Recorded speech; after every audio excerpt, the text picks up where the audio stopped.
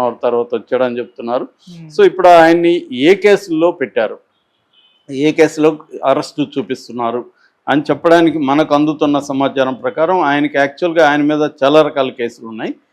ఒకటేమో 2024లో మన TTD office మీద దాడి కేసు, రెండవదేమో అంతకుముందు టీడీపీ నేత కాసినేని రంగబాబు పైన అటాక్ చేశారు అనేది ఒక కేసు గన్నవరంలో.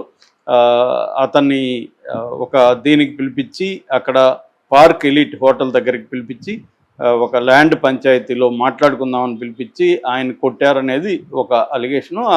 దానికి సంబంధించి కూడా ఆల్రెడీ చాలామందిని అరెస్ట్ చేశారు. శేషు అని ఇతని ఇంపార్టెంట్ రైట్ హ్యాండ్ అతను తప్పించుకొని తిరుగుతున్నాడని చెప్తున్నారు. దాంట్లో కూడా ఈయన ఉన్నాడు. అట్లాగే ఇసుక కుంభకోణాల కేసులు కూడా ఈయన మీద ఉన్నాయి. ఇది అన్నిటికంటే కూడా సీరియస్గా తీసుకునింది టీడీపీ ఆఫీస్ మీద, తెలుగుదేశం ఆఫీస్ మీద దాడికి సంబంధించి. అందులో ఈయన మామూలుగా అయితే ఎఫ్ఐఆర్ ప్రకారం ముద్దాయి నెంబర్ 71గా, అక్యూజ్డ్ నెంబర్ 71గా ఉన్నాడు. దాన్ని ఇప్పుడు A1గా మార్చాలని ప్లాన్ చేస్తున్నట్టుగా తెలుస్తుంది. సో దానికి సంబంధించి ఆయన ముందస్తు బెయిల్ కూడా హైకోర్టులో పిటిషన్ వేశాడు. అది 20వ తేదీ విచారణకు రాబోతుంది. అయితే ఇప్పుడు వీళ్ళు పోలీసులు ఒక దాన్ని యాడ్ చేశారు. అందులో అదేంటంటే సత్యవర్ధన్ అని ఒక తెలుగుదేశం నాయకుడిని కిడ్నాప్ చేశాడు వంశీ అనేది ఇతని మీద ఛార్జీ పెట్టారు. ఆ సత్యవర్ధన్ కూడా ఆ టైంలో తెలుగుదేశం ఆఫీసులో ఉండేవాడు. అతన్నప్పుడు వీళ్ళు కిడ్నాప్ చేశారని చెప్పి కిడ్నాపు, దాడి, అల్లర్లు సృష్టించడం ఈ సెక్షన్ల కింద BNS 140(1), 308, 351, (3), రెడ్ విత్ 3, (5) ఈ సెక్షన్ల కింద ఈయన మీద ఇప్పుడు కేసులు పెట్టినట్టు తెలిసింది. ఈయన్ని విజయవాడలో కోర్టులో ప్రొడ్యూస్ చేసి అక్కడ నుంచి రాజమండ్రి జైలుకి తరలిస్తామని చెబుతున్నారు.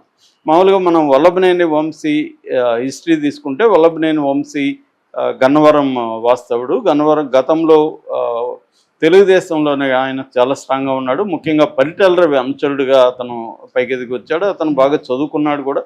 అగ్రికల్చరల్ పీజీ చేశాడు. దాని తర్వాత బిజినెస్ అడ్మినిస్ట్రేషన్లో పబ్లిక్ పాలసీలో అడ్వాన్స్డ్ మేనేజ్మెంట్ కోర్సు కూడా చేశాడు ఆయన. అయితే 2014లో జూనియర్ ఎన్టీఆర్ వల్లనే ఆయనకి సీట్ వచ్చిందని కూడా అప్పుడు చెబుతారు. ఎందుకంటే ఈయన సినిమా ప్రొడ్యూసర్ కూడా. 2009లో పున్నమనాగ్ అని ఒక సినిమా తీశాడు. పున్నమనాగ్ అంటే కోదండరామరెడ్డి డైరెక్షను, ముమైత్ ఖాన్ హీరోయిన్గా వచ్చిన సినిమా. దాని తర్వాత అదుర్స్ 2010లో, దాని తర్వాత టచ్ చేసి చూడు 2018లో. ఈ 3 సినిమాలకి ఆయన ప్రొడ్యూసర్గా కూడా వ్యవహరించాడు. సో జూనియర్ ఎన్టీఆర్ బాగా క్లోజ్ అయిన. జూనియర్ ఎన్టీఆర్ రికమెండేషన్తో అప్పట్లో 2014లో ఈయనకి చంద్రబాబు సీట్ ఇచ్చాడు. అక్కడ మంచిగా గెలిచాడు. ఈయన దాదాపు 9,000 ఓట్ల పైన తేడాతో గెలిచాడు అప్పుడు. దాని తర్వాత 2019లో కూడా తెలుగుదేశం తరపున ఈయన గెలిచాడు. అప్పుడు యార్లగడ్డ, ఇప్పుడు తెలుగుదేశం నుంచి గన్నవరం గెలిచిన అతను అప్పుడు వైసీపీలో ఉన్నాడు. అతని మీద 838 వెరీ నామినల్ మెజార్టీతో ఈయన గెలిచాడు. అయితే గెలిచిన తర్వాత ఈయనకి తెలుగుదేశంలో ఉన్న నాయకుల మధ్య గ్యాప్ రావడంతో జగన్ వైపు షిఫ్ట్ అయ్యాడు. అక్కడి నుంచి తన లాయల్టీని ప్రూవ్ చేసుకునేదానికి ఈయన ముఖ్యంగా పర్సనల్ అటాక్స్ స్టార్ట్ చేయడం అనేది అప్పట్లో సంచలనం కలిగించింది. ముఖ్యంగా లోకేష్ పుట్టుక గురించి, భువనేశ్వరి మీద చాలా నీచంగా మాట్లాడడం అవన్నీ అందరికి తెలుసు. సో దాని తర్వాత ఇతను సారీ చెప్పినాడు కూడా. అయినా కూడా దానివల్ల ఏంటంటే మొత్తం తెలుగుదేశం కేడర్లో కానీ అభిమానులు, పైగా ఇతను ఏంటంటే తెలుగు సామాజిక వర్గం, కమ్మ సామాజిక వర్గం కాబట్టి ఇంకా కోపం. మన కమ్మ సామాజిక వర్గంలో ఉండి మనల్ని ఇంత నీచంగా మాట్లాడతాడా అన్న కోపం ఇతని మీద కానీ నాని మీద కానీ తెలుగుదేశం వాళ్ళకి చాలా ఎక్కువ ఉంది. సో నాని ఇతను ఇప్పటివరకు అరెస్టులను అయితే ఎస్కేప్ అవుతూ వచ్చారు. ఇప్పుడు అది కష్టమైందని చెప్పచ్చు. సో ఈ కేసుల్లో బెయిల్ కూడా అంత ఈజీగా రాదు. ఆల్రెడీ ఆయన ముందస్తు బెయిల్ కేసు ఉన్నాడు కాబట్టి 20వ తేదీ మొన్న ముందస్తు బెయిల్ వస్తే ఈయనకి కొంత ఇదవుతుంది. కానీ కిడ్నాప్ కేసు పెట్టారు కాబట్టి కొంత బెయిల్ వచ్చేది కూడా కష్టమే అవుతుంది. అందుకోసమే వాళ్ళు ఈ సత్యవర్ధన్ అనే అతన్ని కిడ్నాప్ చేశారని యాడ్ చేశారు. కిడ్నాప్ కేసులో బెయిల్ రావడం కొద్దిగా డిఫికల్ట్ కాబట్టి. మామూలుగా అయితే ఆఫీస్ మీద గుంపులో గోవిందో దాడి, ఎందుకంటే ఈయన 71 కాబట్టి బెయిల్ వచ్చే అవకాశం ఉంటుంది. అందుకని ఈయన కిడ్నాప్ కేసు పెట్టి అసలు ఆ మొత్తం స్కీమ్ వేసింది ఈయనే. అని A1గా చేర్చాలా అని ప్లాన్ చేసుకుంటున్నట్టుగా చెప్తున్నారు.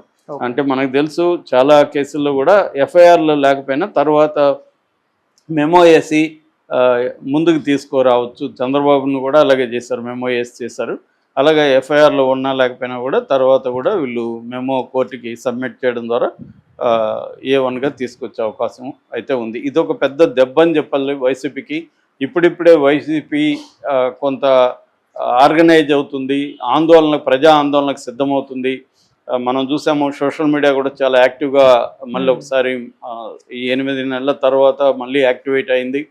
ఈ టైంలో చంద్రబాబు వ్యూహాత్మకంగా పెద్ద స్థాయి నాయకుల్ని అటాక్ చేయడం ద్వారా, వాళ్ళని అరెస్టులు చేయడం ద్వారా ఒకటి మొరేల్ని దెబ్బతీయడం, రెండోది నేను మిమ్మల్ని వదిలేసాను అనుకుంటున్నారేమో, ఎవరిని విడిచిపెట్టానని ఒక వార్నింగ్ ఇవ్వడం.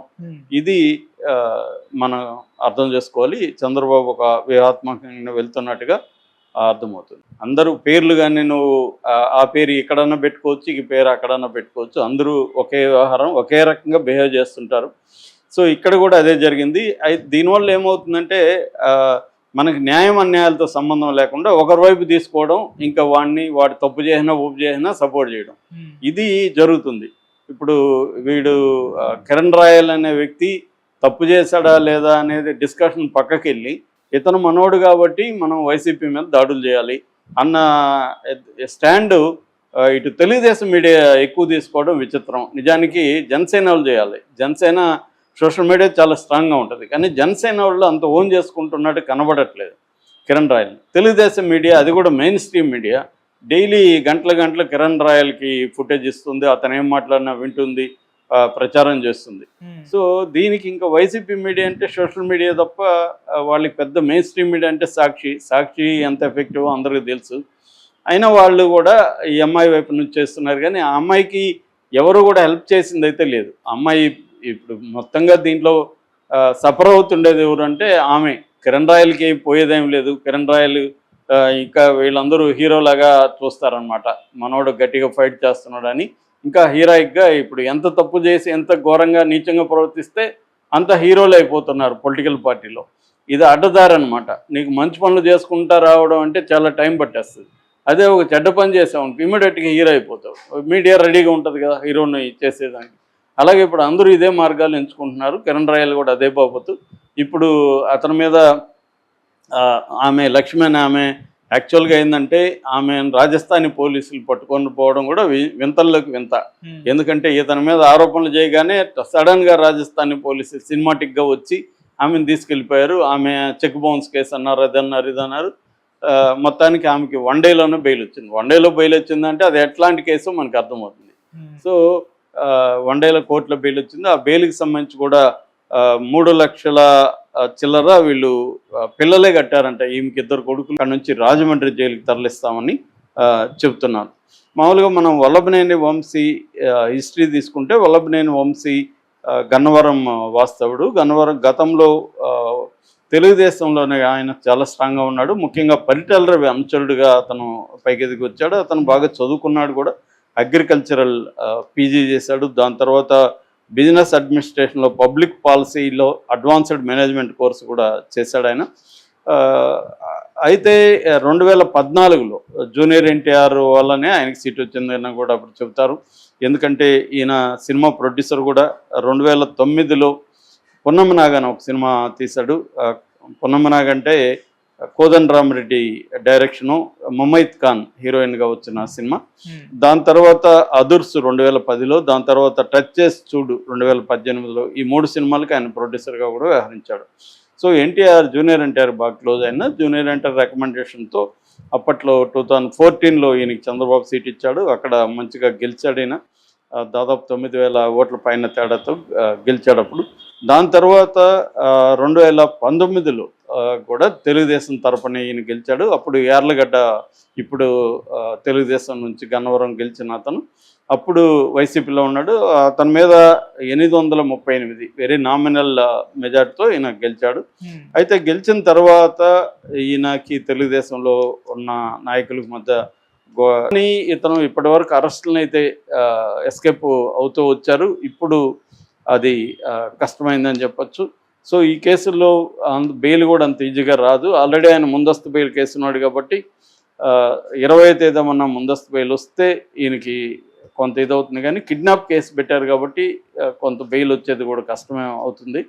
అందుకోసమే వాళ్ళు ఈ సత్యవర్ధన్ అనే అతన్ని కిడ్నాప్ చేశారని యాడ్ చేశారు. కిడ్నాప్ కేసులో బెయిల్ రావడం కొద్దిగా డిఫికల్ట్ కాబట్టి మామూలుగా అయితే ఆఫీస్ మీద గుంపులో గోవిందో దాడి, ఎందుకంటే ఈయన 71 కాబట్టి బెయిల్ వచ్చే అవకాశం ఉంటుంది. అందుకని ఈయన కిడ్నాప్ కేసు పెట్టి అసలు ఆ మొత్తం స్కీమ్ వేసింది ఈయనే అని A1గా చేర్చాలా అని ప్లాన్ చేసుకుంటున్నట్టుగా చెప్తున్నారు. అంటే మనకు తెలుసు చాలా కేసుల్లో కూడా FIRలో లేకపోయినా తర్వాత మెమో వేసి ముందుకు తీసుకురావచ్చు. చంద్రబాబును కూడా అలాగే చేశారు, మెమో వేసి చేశారు. అలాగే FIRలో ఉన్నా లేకపోయినా కూడా తర్వాత కూడా వీళ్ళు మెమో కోర్టుకి సబ్మిట్ చేయడం ద్వారా A1గా తీసుకొచ్చే అవకాశం అయితే ఉంది. ఇదొక పెద్ద దెబ్బ అని చెప్పాలి వైసీపీకి. ఇప్పుడిప్పుడే వైసీపీ కొంత ఆర్గనైజ్ అవుతుంది, ప్రజా ఆందోళనకు సిద్ధమవుతుంది. మనం చూసాము సోషల్ మీడియా కూడా చాలా యాక్టివ్గా మళ్ళీ ఒకసారి ఈ 8 నెలల తర్వాత మళ్ళీ యాక్టివేట్ అయింది. ఈ టైంలో